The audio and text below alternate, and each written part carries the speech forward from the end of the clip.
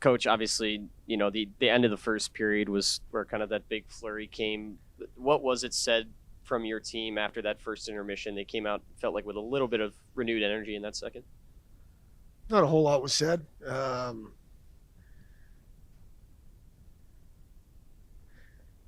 It was cut the period loose and get involved in the fight, like like get involved.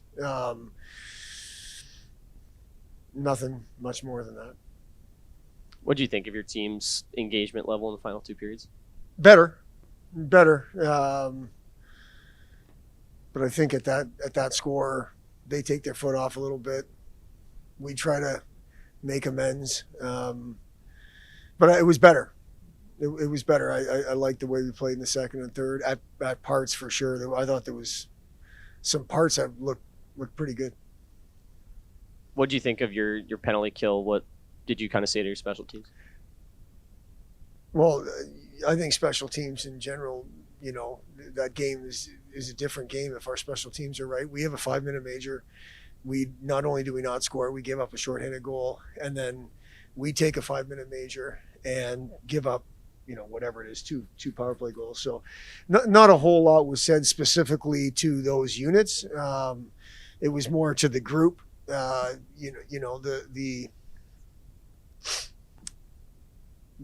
those guys on those units are our top players, so they're the ones that need to respond and do better, and they know it. But we said it more to the group than we did to those two specific units, whether it be power play or PK. I feel like at times on the power play, you guys are kind of getting chances. What do you think your team needs to do now to take that next step and start to finish? Well, I think just keep getting chances. That's the one thing that there's some coach speak in that statement, but you're not getting chances, you're not getting goals. So I think about Waldron's chance there in the third period.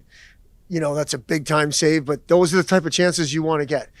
What I don't want us to be is one and done, which I thought we were too much of, meaning shots put on net or something and they get it and shoot it down the ice. The other thing I didn't think we were very good at was the opening face-off on the penalty kill, on the power play, excuse me. But we're going to tell them to keep getting chances.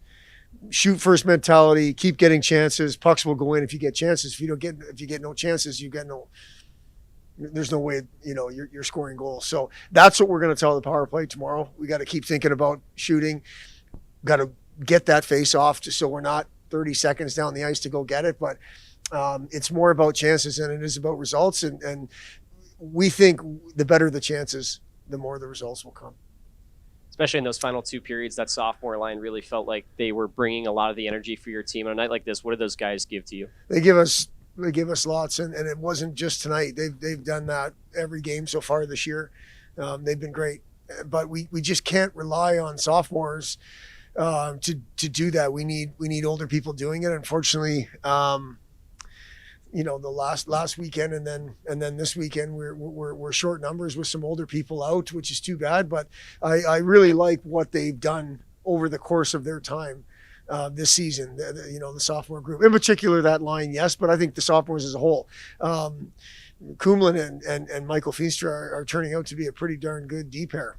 So obviously they're sophomores. So it's not just the line, it's the whole class in general. But they've brought energy not only tonight but every night because they just keep playing. It doesn't. The scoreboard, although not in our favor, it doesn't seem to affect them. They just go back out there and keep going. What do you think of some of those depth guys that you mentioned you kind of had to put into maybe different roles today I because thought of how much you had out? Morrison had my attention a little bit. I thought he did some good things. And, I think, it's just opportunities for people. He showed some fire tonight that we were trying to get him to play with, which is a good thing. He comes to mind, but I saw, I thought that was good for lots of people. You looking for anything specific from your team just to kind of hit the reset button before tomorrow? I'm looking for a response. Looking for, roll up the sleeves and go back to work type of thing, which I don't think we didn't do that, at least to start. But, again, it was momentum in the first period that we just couldn't stop. And I'm looking for them to rest now and then get back to work tomorrow with a not a heavy feeling, weight of the world on their shoulders, just a feeling of focus and let's get after it. That's what I'm looking for. Jack, obviously a tough first for your group. Just from your leadership guys, what is the message from your bench to try and get that push in the final two periods? Yeah, I mean, at that point, there's a lot of hockey left. So 40 minutes to play after a tough first. No one turns on each other. We just go back to work. Physicality was obviously big in this game. How do you think you guys were up to that as the game went along? Yeah, I mean, it's an emotional game. You know, you go down 4-0 in the first. No one's going to be happy. So just kind of channeling that energy toward the other team is all you can do. What are you looking for out of your guys tomorrow and your D core specifically? Yeah, I mean, a huge bounce back. We know we can be cleaner and tighter in spots. We got some pretty good chances tonight, but just kind of bearing down in front of the other team's net too and capitalizing on those. Talking about capitalizing and on special teams, is there anything that you feel you guys can do better headed into tomorrow? No, I mean, I thought we had some pretty decent chances on the power play. Just when we get out those opportunities, it's time to kind of go up a level and not take the foot off the gas kind of thing.